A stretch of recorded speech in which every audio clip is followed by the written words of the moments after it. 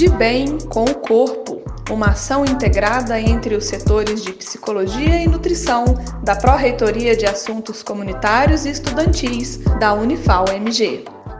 Olá, tudo bem? Eu sou Cristiane, psicóloga da Unifal do campus de Varginha. Este podcast é parte de uma ação integrada entre o apoio psicológico e a nutricionista Fernanda Lomil, da Pró-Reitoria de Assuntos Comunitários e Estudantis, a PRACE. Durante este mês de março, vamos produzir alguns podcasts sobre o tema A Cultura do Corpo Perfeito, seus impactos na imagem corporal e na saúde física e mental. A cada semana traremos um novo material. Por isso, te convido a nos acompanhar. Você já parou para pensar sobre como as influências sociais e culturais, a quais estamos expostos cotidianamente, podem interferir na forma como avaliamos e percebemos o nosso corpo? Ou ainda, o que vem sendo propagado como um corpo perfeito? Aliás, este corpo perfeito realmente existe? Quando falo aqui de influências sociais e culturais, estou dizendo daquelas mensagens que absorvemos em anúncios, mídia de forma geral, nas relações familiares e com os amigos, por exemplo, e que dizem de um ideal de beleza. Conforme podemos observar na literatura que trata do tema, o modelo de beleza ele vem mudando, acompanhado por uma perspectiva de uma diminuição progressiva do manequim. Esse conflito, que vai se criando entre o corpo real e o corpo ideal, estimula a busca por soluções, como as dietas e cirurgias plásticas, muitas vezes prejudiciais à saúde física e mental. Observa-se, assim, o aumento da incidência de casos de distorção da imagem corporal, associados a transtornos alimentares, como anorexia e bulimia. O fato é que, como sabemos, os processos de saúde e doença se constituem a partir da interação entre elementos biológicos, psicológicos e sociais.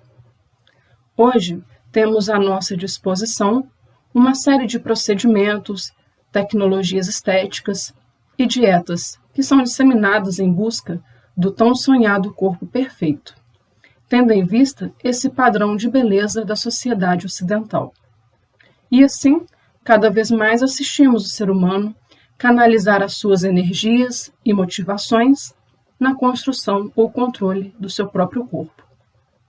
O que os estudos nos mostram é que esse dito padrão de beleza, de forma que a aparência física precisa se adequar a esse padrão, e muitas vezes uma tentativa de se adequar a qualquer custo, traz consequências inevitáveis sobre como nos percebemos, nos valorizamos, ou seja, sobre a imagem que temos de nós mesmos, sobre a nossa autoestima e a autoeficácia.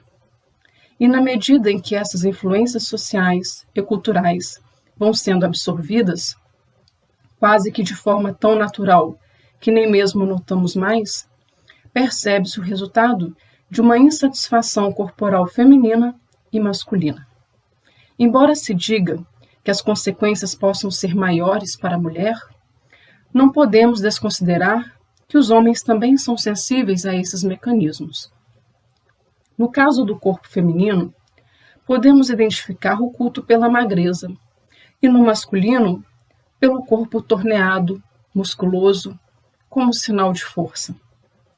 Mas, se pararmos para analisar com a devida prudência, veremos que não é possível falar de uma única beleza. Afinal, estamos num país demarcado pela diversidade, e é sobre essa mesma diversidade que está a nossa riqueza. E quanto tempo temos gasto tentando ir contra a nossa própria fisiologia, genética, enfim, para nos encaixarmos num falso padrão.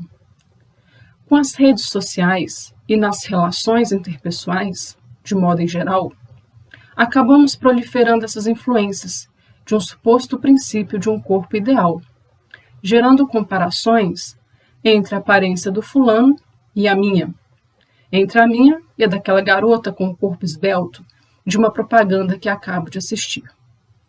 Obviamente que essas expressões vão sendo sentidas e absorvidas de maneira muito particular por cada indivíduo. No entanto, nem todos nós estaremos fadados ao adoecimento mental. Afinal, podemos desenvolver a resiliência como um fator protetivo diante das adversidades a que estamos sujeitos e que poderiam gerar problemas físicos e psicológicos. Conforme algumas proposições da psicologia positiva, podemos dizer que é possível desenvolver forças positivas ou fatores de proteção que nos permitam a emissão de respostas individuais mais favoráveis, diante de eventos que poderiam nos fragilizar ou colaborar para formas de adoecimento. Alguns estudiosos indicam que, além da resiliência, há outras variáveis de proteção à saúde, como os sentimentos de otimismo e de felicidade, as habilidades interpessoais e a fé. A questão é que a gente consiga identificar que há um cuidado que se precisa ter com o corpo e que é sim favorável à promoção da saúde física e mental, como uma alimentação adequada, a prática regular de atividade física, check-ups médicos, etc. Mas a questão-problema é quando começamos a fazer o uso indiscriminado de intervenções sobre o corpo, fragilizando, colocando em risco, ao buscar o certo ideal de beleza. Por isso, te convido a pensar sobre quais os cuidados de proteção e de promoção da saúde que você tem adotado em seu dia a dia. E no exercício contrário ao da busca de um corpo perfeito, te proponho a perceber o seu corpo tal como ele é, nas suas singularidades. No lugar da comparação social, com referenciais muito distantes dos nossos, busque perceber que é a beleza aos seus olhos. E assim, contemple a sua beleza e a dos outros na pluralidade que lhe é própria. Como um exercício diário e constante, busque canalizar para si mesmo emoções positivas.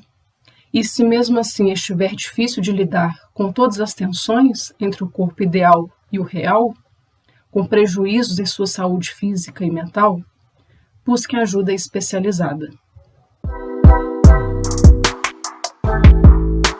De bem com o corpo, uma ação integrada entre os setores de psicologia e nutrição da Pró-Reitoria de Assuntos Comunitários e Estudantis da Unifal-MG.